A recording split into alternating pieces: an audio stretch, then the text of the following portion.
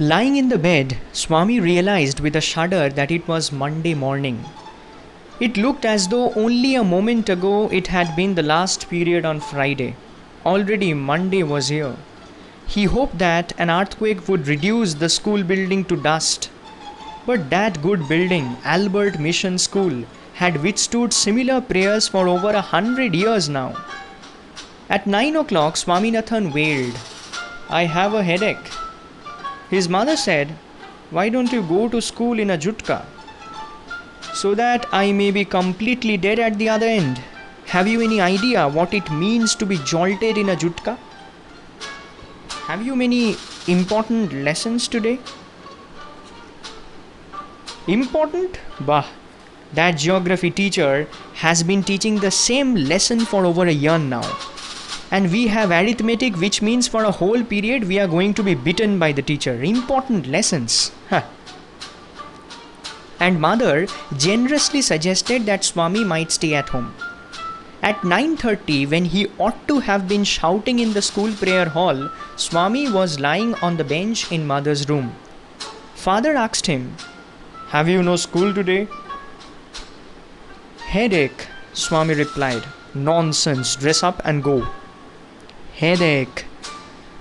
Loaf about less on Sundays and you will be without a headache on Monday. Swami knew how stubborn his father could be and changed his tactics. "I can't go so late to the class."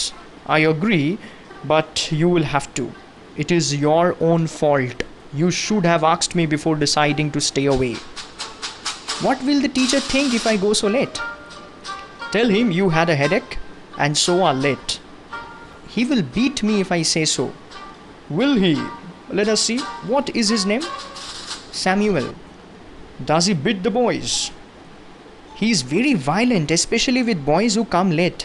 Some days ago, a boy was made to stand on his knees for a whole period in a corner of the class because he came late. And that after getting 6 cuts from the cane and having his ears twisted. I wouldn't like to go late to Samuel's class."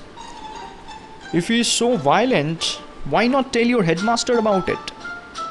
"They say that even the headmaster is afraid of him. He is such a violent man."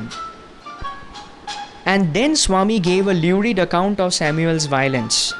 How when he started caning he would not stop till he saw blood on the boy's hands, which he made the boy press to his forehead like a vermilion marking. Swami hoped that with this his father would be made to see that he couldn't go to his class late. But father's behavior took an unexpected turn. He became excited. "What do these swine mean by beating our children? They must be driven out of the service. I will see to it." The result was, he proposed to send Swami late to his class as a kind of challenge. He was also going to send a letter with Swami to the headmaster. No amount of protest from Swami was of any avail. Swami had to go to school. By the time he was ready, father had composed a long letter to the headmaster, put it in an envelope and sealed it. "What have you written, father?" Swaminathan asked apprehensively. "Nothing for you. Give it to your headmaster and go to your class." "Have you written anything about our teacher Samuel?" "Plenty of things about him. When your headmaster reads it, he will probably dismiss Samuel from the school and hand him over to the police." "What has he done, father?" "Well, there is a full account of everything he has done in the letter. Give it to your headmaster and go to your class. You must bring an acknowledgement from him in the evening."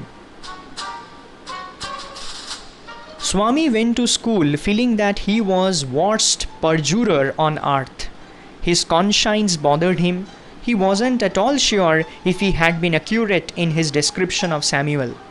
He could not decide how much of what he had said was imagined and how much of it was real.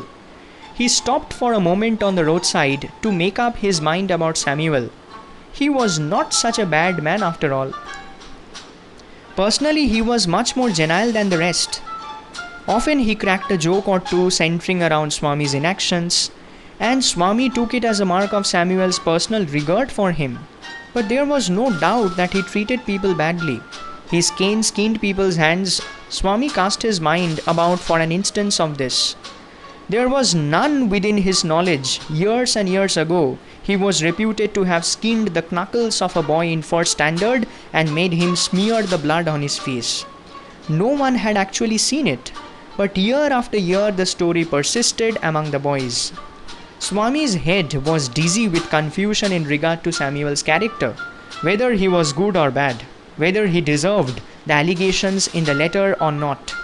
Swami felt an impulse to run home and beg his father to take back the letter, but father was an obstinate man.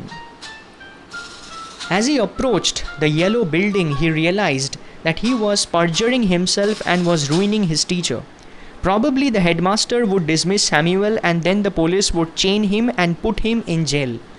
For all his disgrace, humiliation and suffering, who would be responsible? Swami shuddered.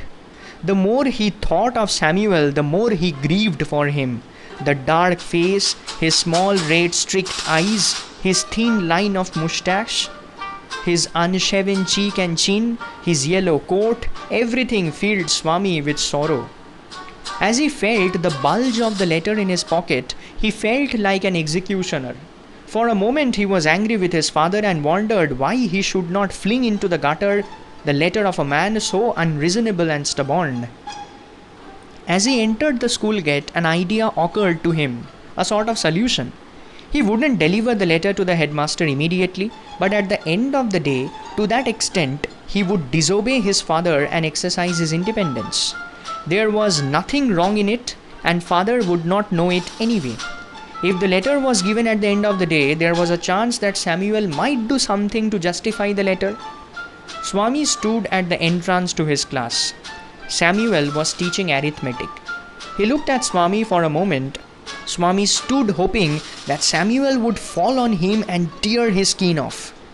But Samuel merely asked, "Are you just coming to the class?" "Yes, sir." "You are half an hour late." "I know it." Swami hoped that he would be attacked now. He almost prayed, "God of Tirupati, please make Samuel beat me." "Why are you late?" Swami wanted to reply, "Just to see what you can do," but he merely said, "I have a headache, sir." "Then why did you come to school at all?" A most unexpected question from Samuel. "My father said that I shouldn't miss the class, sir," said Swami. This seemed to impress Samuel. "Your father is quite right, a very sensible man. We want more parents like him." "Oh, you poor worm," Swami thought. "You don't know what my father has done to you." He was more puzzled than ever about Samuel's character. "All right, go to your seat. Have you still a headache?" "Slightly, sir." Swami went to his seat with a bleeding heart. He had never met a man so good as Samuel. The teacher was inspecting the home lessons, which usually produced, at least according to Swami's impression, scenes of great violence. Notebooks would be flung at faces, boys would be abused, caned and made to stand up on the benches. But today, Samuel appeared to have developed more tolerance and gentleness. He pushed away the bad books, just touched people with the cane, never made anyone stand up for more than a few minutes. Swami's turn came. He almost thanked God for the chance. "Swaminathan, where is your homework?" "I have not done any homework, sir," he said blandly. There was a pause. "Why? Headache?" asked Samuel. "Yes, sir." "All right, sit down." Swami sat down, wondering what had come over Samuel. The period came to an end, and Swami left desolate. The last period for the day was again taken by Samuel.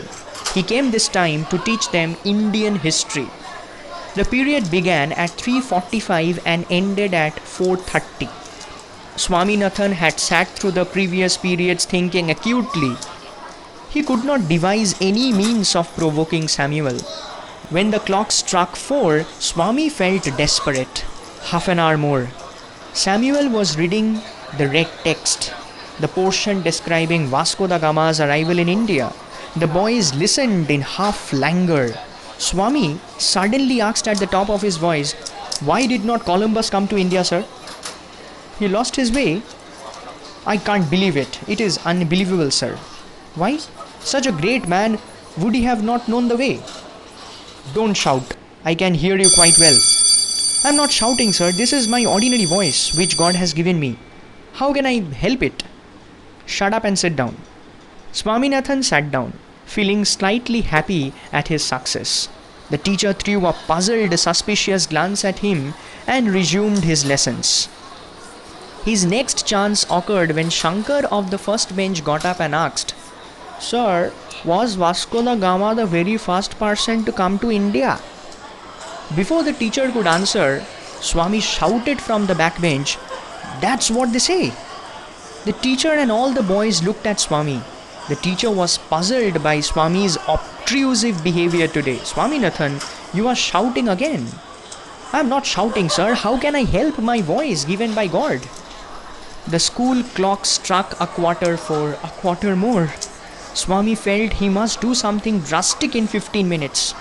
Samuel had no doubt scowled at him and snubbed him, but it was hardly adequate.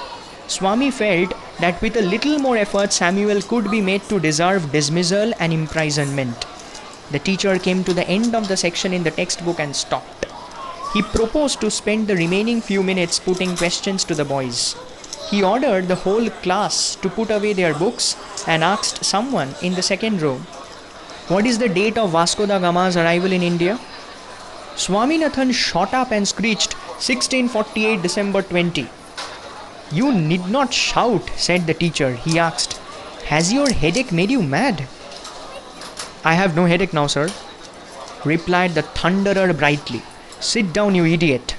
Swami thrilled at being called an idiot. "If you get up again, I will cane you," said the teacher. Swami sat down, feeling happy at the promise. The teacher then asked, "I'm going to put a few questions on the Mughal period. Among the Mughal emperors, whom would you call the greatest, whom the strongest, and whom the most religious emperor?" Swami got up. As soon as he was seen, the teacher said emphatically, "Sit down." "I want to answer, sir." "Sit down." "No, sir, I want to answer." "What did I say I would do if you got up again?" "You said you would cane me and peel the skin off my knuckles and make me press it on my forehead." "All right, come here." Swaminathan left his seat joyfully and hopped on the platform. The teacher took out his cane from the drawer and shouted angrily, "Open your hand, you little devil." He whacked 3 wholesome cuts on each palm. Swami received them without blenching. After half a dozen, the teacher asked, "Will this do? Or do you want some more?" Swami merely held out his hand again and received 2 more, and the bell rang. Swami jumped down from the platform with a light heart, though his hands were smarting. He picked up his books, took out the letter lying in his pocket, and ran to the headmaster's room. He found the door locked. He asked the peon, "Where is the headmaster?" "Why do you want him?" "My father has sent a letter for him. He has taken the afternoon off and won't come back for a week. You can give the letter to the assistant headmaster. He will be here now." "Who is he?" "Your teacher, Samuel. He will be here in a second." Swaminathan fled from the place. As soon as Swami went home with the letter, father remarked, "I knew you wouldn't deliver it, you coward." "I swear our headmaster is on leave," Swaminathan began. Father replied, "Don't lie in addition to being a coward." Swami held up the envelope and said, "I will give this to the headmaster as soon as he is back."